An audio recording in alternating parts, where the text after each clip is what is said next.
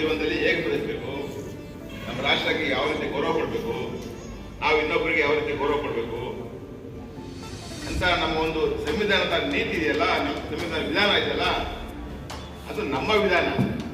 ನಮ್ಮ ವಿಧಾನನ ಯಾವ್ದಾದ್ರು ಲೈಂಗಿಕ ದೌರ್ಜನ್ಯ ಉಂಟಾದ್ರೆ ಅದರಲ್ಲಿ ಸ್ಟೇಟ್ಮೆಂಟ್ ರೆಕಾರ್ಡ್ ಮಾಡ್ಲಿಕ್ಕೆ ಅಂತೇಳಿ ನಮ್ಮ ಹತ್ರ ಕರ್ಕೊಂಡು ಬರ್ತಾರೆ. ಇತ್ತೀಚಿನ ದಿನಗಳಲ್ಲಿ ಎಲ್ಲ 8ನೇ ತರಗತಿ 9ನೇ ತರಗತಿಯ ಹೆಣ್ಣು ಮಕ್ಕಳು ನಮ್ಮ ಮುಂದೆ ಬಂದು ನಿಂತಿರ್ತಾರೆ.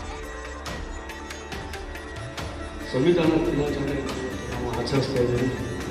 ಈಗಾಗಲೇ ನೀವು ಸಂವಿಧಾನದ ಪೀಠಿಕೆಯನ್ನು ಓದಿದ್ರೆ ಹಾಗೇನೆ ಯಾವುದೇ ಒಂದು ನಾವು ಬುಕ್ಸನ್ನು ಓದಬೇಕಾದ್ರೆ ಮುನ್ನುಡಿ ಅಥವಾ ಪ್ರಸ್ತಾವನೆ ಅಂತಿರುತ್ತೆ. ಅದನ್ನು ಓದಿದ್ರೆ ಕಂಟೆಂಟ್ಸ್ ಆಫ್ ದ ಸ್ಟ್ಯಾಚ್ಯೂಟ್ ಅವ್ರ ಬುಕ್ಸ್ ಗೊತ್ತಾಗುತ್ತೆ.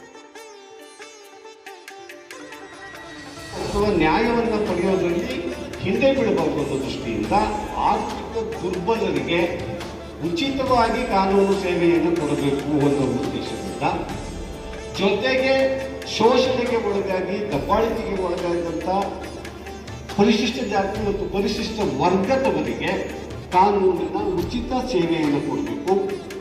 ಅದೇ ರೀತಿ ಹಿಂದಿನಿಂದ ಶೋಷಣೆಗೊಳಗಾಗಿದ್ದವರು ಮಹಿಳೆಯರು, ಆ ಮಹಿಳೆಯರಿಗೂ ಕೂಡ ಉಚಿತ ಕಾನೂನು ಸೇವೆಯನ್ನು ಕೊಡಬೇಕು ಅನ್ನೋ ದೃಷ್ಟಿಯಿಂದ ಈ ಒಂದು ಪ್ರಾಧಿಕಾರ ಒಂದು ಅಧಿನಿಯಮವನ್ನು ಜಾರಿಗೆ ತರಲಾಗಿದೆ ಕೇಂದ್ರ ಸರ್ಕಾರದಿಂದ.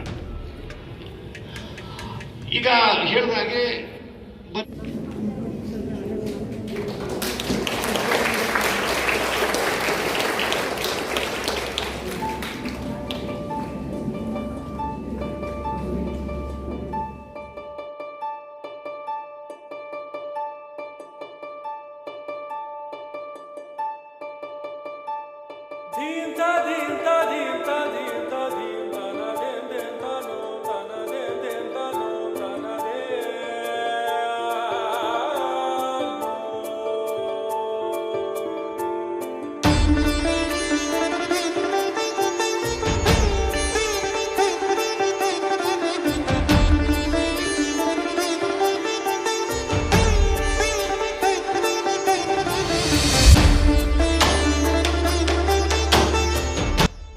ಕಾನೂನು ನಿಯಮಗಳನ್ನ ಒಳಗೊಂಡಿರುವ ಒಂದು ದಾಖಲೆ. ನಮ್ಮ ದೇಶಕ್ಕೆ ಏನು ಕಾನೂನುಗಳು ಬೇಕು, ನಿಯಮಗಳು ಏನ್ ಬೇಕು, ನಾವು ಬದುಕಲಿಕ್ಕೆ, ಆಡಳಿತ ಮಾಡಲಿಕ್ಕೆ, ಅದನ್ನ ಒಳಗೊಂಡಿರ್ತಕ್ಕಂಥ ಒಂದು ದಾಖಲೆ ಇದೆಯಲ್ಲ, ಆ ದಾಖಲೆಗೆ ನಾವು ಸಂವಿಧಾನ ಅಂತ ಕರೀತಕ್ಕಂಥದ್ದು. ಹಾಗಾದ್ರೆ ಏನೆಲ್ಲ ಇದೆ, ಇದು ಸುಮ್ಗೆ ಬಂತ ಸಂವಿಧಾನ ಅಂತಕ್ಕಂಥದ್ದು.